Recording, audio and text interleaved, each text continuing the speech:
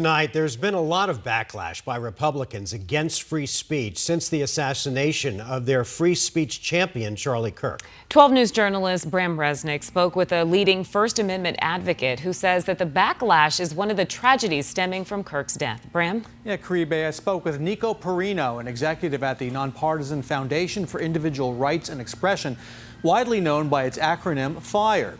On today's taping of Sunday Square Off, Perino told me that censorship, such as late-night host Jimmy Kimmel's suspension, was one of the tragedies arising from Charlie Kirk's assassination.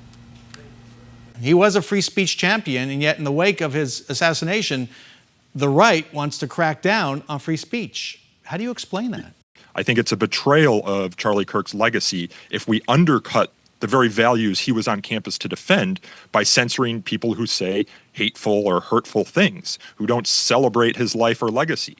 Even celebrating his death is protected under the First Amendment, as repugnant as that might be. The Supreme Court has said as recently as 2017 in a unanimous court decision that the proudest boast of the First Amendment is freedom for the thought that we hate. Nico Perino condemned the cancel culture that's threatening people's livelihoods over offensive social media posts about Charlie Kirk. As a broader cultural matter, I would prefer that we live in a society where our first instinct in response to speech we dislike isn't going out and grabbing the digital pitchforks and trying to figure out how to get our fellow citizens fired from their jobs or otherwise ruin their life. I saw people on social media in the immediate aftermath of Charlie Kirk's assassination saying they had typed hundreds of emails to employers of people that had sent offensive things about Charlie Kirk in the aftermath of his death. I think there's something deeply corrosive about that, where our first instinct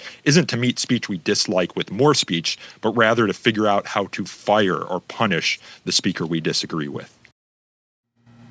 And you can watch Square Off this weekend on the 12 News YouTube channel or on our streaming channel, 12 Plus, at 8 p.m. on Monday.